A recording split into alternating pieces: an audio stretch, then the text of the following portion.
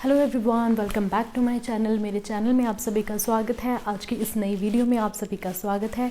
आज की जो ये वीडियो है ये उन लोगों के लिए है जो अपना इंटरव्यू क्लियर कर चुके हैं और जो अपने मेडिकल्स दे चुके हैं, उनके मेडिकल्स क्लियर हो गए हैं।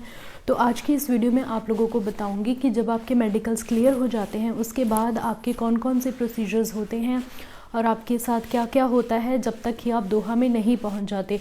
और इसमें जैसा कि हम पिछली वीडियो में मैंने आपको काफ़ी सारे टिप्स दिए थे और हमेशा देती हूँ जब भी आप इंटरव्यू के लिए जाते हैं या मेडिकल्स के लिए जाते हैं, मैं हमेशा आपको कुछ ना कुछ टिप्स देती हूँ। तो आज की इस वीडियो में मैं आप लोगों को कुछ टिप्स भी दूँगी कि आप जब अपनी प्रेपरेशन करते हैं तो आपको किन किन चीज़ों का ख्याल रखना चाहिए और आप क्या क्या ऐसी जो मिस्टेक्स हैं जो मैंने करी थी तो मैं चाहती हूँ कि वो आप ना करें। तो आप प्लीज़ आज की ये जो वीडियो है ये पूरा एंड तक देखिएगा, क्योंकि जो हमारा ये सीरीज़ चल रहा है उसकी ये बहुत ही ज़्यादा इम्पॉर्टेंट वीडियो है। और ये आज की वीडियो में आप लोगों ने ज़्यादा सारे वोट किए थे कि आपको सबसे पहले ये वाली वीडियो देखनी है, तो ये वीडियो आप लोगों के लिए।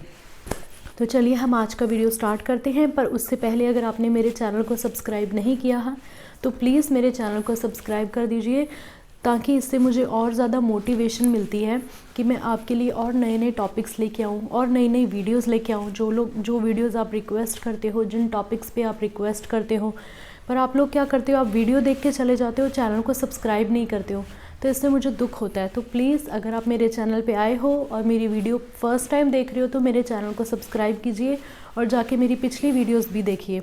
सबसे पहले हमने वीडियो बनाई थी ओपन डे, असेसमेंट डे, उसके बाद हमारा जो फाइनल डे था, फिर हमारे मेडिकल्स थे।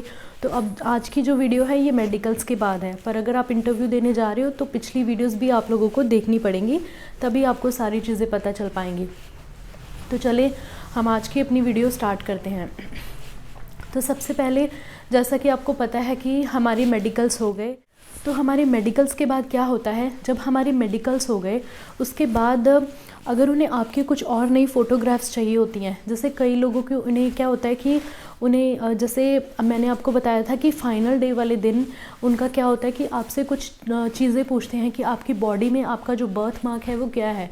तो अगर उन्हें कई बार ऐसा लगता है कि ये जो बर्थ मार्क है ये उनके लिए एक प्रॉब्लम क्रिएट कर रहा है, जैसे कि उनकी यूनिफॉर्म में ये विजिबल होगा या कुछ भी होगा, अगर उन्हें कोई भी डाउट होगा तो वो आपसे एक्स्ट्रा पिक्चर्स की डिमांड कर सकते हैं। पर ये हर किसी के साथ नहीं होता, ये मेरे साथ हुआ था, बट हर किसी के साथ ये नहीं होता। अगर उन्हें कुछ लगता है कि आपकी बॉडी में कोई ऐसा निशान है जो विजिबल होगा यूनिफॉर्म में, then only they will ask you for the more pictures, otherwise they are not gonna ask you anything. उसके बाद क्या होता है, जब आपके मेडिकल्स हो जाते हैं they will send a email to you कि कॉन्ग्रेचुलेशन, आप लोग सिलेक्टेड हो, हम आपको जो आपका ज्वाइनिंग डेट है वो जल्दी ही दे देंगे। या फिर वो आपसे पूछते हैं कि आपको कितना टाइम चाहिए, और अगर आप कहीं प्रीवियसली जॉब करते हैं तो वो आपको ईमेल के थ्रू ये बताते हैं कि आप अपना जो प्रीवियस जो आपका जॉब है आप वहाँ से रेजिग्नेशन दे सकते हो, बिकॉज आप यहाँ पे सिलेक्टेड हो। तो ये उनकी बहुत ही अच्छी बात है, क्योंकि वो एक अपने ईमेल के थ्रू बताते हैं कि आप रिज़ाइन कर सकते हो, क्योंकि अपनी पिछली जॉब छोड़ना भी ये भी बहुत बड़ा रिस्क फैक्टर होता है। तो आप तब तक आप अपनी जॉब मत छोड़िए जब तक कि आपके मेडिकल्स क्लियर नहीं हो जाते, क्योंकि यहाँ तक कुछ भी हो सकता है, कभी भी आपको रिफ्यूज़ल आ सकता है। तो जब तक आपके मेडिकल्स क्लियर नहीं हो जाते, आपको ये वाला ईमेल नहीं मिल जाता, तो प्लीज़ आप, मेरा जो टिप है वो यही है आपके लिए कि आप अपनी जॉब नहीं छोड़िएगा जब तक कि आपके मेडिकल्स के बाद आपको ये वाला ईमेल नहीं रिसीव हो जाता। उसके बाद क्या होता है, जब आपको ये वाला ईमेल रिसीव हो गया तो उसके बाद वो लोग क्या करते हैं कि आपको एक ईमेल भेजते हैं कि आपका क्या कहते हैं, आपका ये वाला ज्वाइनिंग डेट है। तो मेरा ज्वाइनिंग डेट था 14 जून को, मेरा ज्वाइनिंग 14 जून को था, बट जो मेरा जो ट्रेनिंग था वो एक्चुअली 16 जून को स्टार्ट होना था। तो एक दिन का गैप होता है, ये हर किसी के साथ ऐसा ही होता है। जो उनका जो ज्वाइनिंग डेट होता है वो जैसे उनकी ट्रेनिंग के एक दिन पहले उनका ज्वाइनिंग डेट होता है, जो कि आपके अपॉइंटमेंट लेटर में भी लिखा रहता है, क्लियरली लिखा रहता है। तो ऐसा था। तो उसके बाद क्या था कि उन्होंने जो मेरा वीज़ा था या फिर मेरा पासपोर्ट का कॉपी, उन्होंने जो भी डॉक्यूमेंट्स मंगवाने होते हैं वो आपसे क्या होता है, जो कोऑर्डिनेटर होता है वो मुझे ईमेल करता था कि हमें आपके ये वाले डॉक्यूमेंट्स चाहिए। तो इनका जो मैंने आपको पहले बताया था कि इनका जो पोर्टल होता है, तो आपको इनके पोर्टल पे जाके अपने सारे डॉक्यूमेंट्स वहाँ पे अपलोड करने होते हैं। तो फिर आपको वीज़ा का कोई टेंशन नहीं लेना, टिकट का कोई टेंशन नहीं लेना। जैसे कि आप इंडिया में इंटरव्यू दे रहे हो, अगर आप दिल्ली से इंटरव्यू दे रहे हो या फिर आप बॉम्बे से दे रहे हो, या मान लीजिए कि आप बॉम्बे के जो आसपास के सिटीज़ हैं, जैसे कि आप लोग मुझे पूछते हो कि इनके पुणे में कहाँ पे इंटरव्यू आएंगे, तो जैसे आप पुणे से हो तो आपको ये ईमेल के थ्रू पूछते हैं कि आपको कहाँ से टिकट चाहिए। तो आप अपना नियरेस्ट जो स्टेशन है, जैसे आप मुंबई से टिकट चाहते हो या दिल्ली से चाहते हो, तो वो आप ईमेल के थ्रू उनको कंफर्म कर सकते हो कि हमें जो टिकट है आप हमें पुणे से हमें मुंबई पास पड़ता है, जहाँ पे भी कतार एयरवेज़ इनका जो फ़्लाइट है वो ऑपरेट करता है, तो उसका जो नियरेस्ट होगा आप वहाँ से रिक्वेस्ट कर सकते हो कि हमारा जो फ़्लाइट का बुकिंग है आप यहाँ से करना। तो वो वहीं से आपके जो फ़्लाइट के टिकट है वो आपको सेंड करते हैं। ये क्या होता है, जैसे मेरा ज्वाइनिंग था 14 जून को, तो मुझे जो इनका जो भी मेरा ई टिकट था या मेरा वीज़ा था या और भी इनके सारे काफ़ी जो इंपॉर्टेंट डॉक्यूमेंट्स रहते हैं, वो सारे डॉक्यूमेंट्स मुझे 4 या 5 दिन पहले मिल जाते हैं। उसमें एक और इम्पॉर्टेंट डॉक्यूमेंट होता है, वो होता है आपका अपॉइंटमेंट लेटर। अपॉइंटमेंट लेटर का आपको क्या करना होता है, अपॉइंटमेंट लेटर का जो आपको इनका जो आता है, आपको उसका प्रिंट आउट निकालना है। प्रिंट आउट निकाल पे उस पर एक पेज होता है जिसमें 2 विटनेसेस रहते हैं, तो आप इनको 2 विटनेसेस में आपको सिग्नेचर करके उनको दोबारा रीसेंड करना होता है। ये सारी जो फॉर्मेलिटीज़ हैं, और भी कुछ फॉर्मेलिटीज़ होती हैं जो आपको ईमेल के थ्रू वो बताते हैं, तो आपको ईमेल के थ्रू ही वो सारी जो फॉर्मेलिटीज़ हैं आपको कंप्लीट करके उन्हें रीसेंड करनी होती है। मे बी कुछ और फॉर्मेलिटीज़ वो कभी ऐड ऑन कर देते हैं, कभी निकाल देते हैं, तो ये सारी वो आपको ईमेल के थ्रू बता देंगे, तो आपको कोई टेंशन लेने की ज़रूरत नहीं है। वीज़ा की कोई टेंशन लेने की ज़रूरत नहीं है, वीज़ा भी वो भेजेंगे, आपकी टिकट भी भेजेंगे, सब कुछ भेजते हैं। तो 4-5 दिन पहले वो भेज देंगे। फिर आपको क्या करना है, जिस दिन आपकी फ़्लाइट होती है आपको उस दिन एयरपोर्ट पे जाना है, अपनी फ़्लाइट लेनी है। इसमें क्या होता है, आपको जो 100 kg वेट है वो आपको अलाउड होता है। अगर आप एज अ क्रू जा रहे हो तो आपको 100 kg वेट अलाउड है, बट मेक श्योर कि जो आपका जो हैंड बैगेज है उसमें आप कोई भी लिक्विड्स लेके मत जाइएगा। ये मिस्टेक मुझसे हो गई थी बीइंग अ क्रू। पहले मैं 5-6 साल काम कर चुकी हूँ, उसके बाद भी मुझसे ये मिस्टेक हो गई थी। मैं क्या कहते हैं 100 ml से ज़्यादा अपने साथ लिक्विड ले गई थी। फिर मैं वापस आई थी, दोबारा मैंने अपना चेक इन लगेज निकाला तो काफ़ी चीज़ें हो गई थी। पर आपको इस चीज़ का ध्यान रखना है। एक्चुअली हमें कई चीज़ें पता होती हैं, बट नर्वसनेस में या कह सकते हैं कि कई बार हम ओवर एक्साइटेड हो जाते हैं, हम ऐसे मिस्टेक्स कर देते हैं। तो ये एक रिमाइंडर था जो कि मैंने मिस्टेक कर दी थी, तो आप ये मिस्टेक मत करना। जो भी आपके लिक्विड्स हैं 100 ml से ज़्यादा हैं, वो सारे आप अपने चेक इन लगेज में ही डाल के उसके साथ लेके जाना। जैसे स्पेशली फॉर गर्ल्स, क्योंकि हमारा जो मेकअप होता है, नो कि हम बड़ी बड़ी बॉटल्स रखना अपने पास पसंद करते हैं। अपना फाउंडेशन की बड़ी बॉटल, हमारे जो मॉइस्चराइज़र हैं, काफ़ी सारे हमारे पास काफ़ी सारा सामान होता है। तो वो सारा जो आपका मेकअप का सामान है वो सारा आपको रखना है अपने चेक इन लगेज में। ये मिस्टेक बिल्कुल मत करना। लिक्विड्स अपने साथ अपने कैरी ऑन बैगेज में बिल्कुल मत रखना।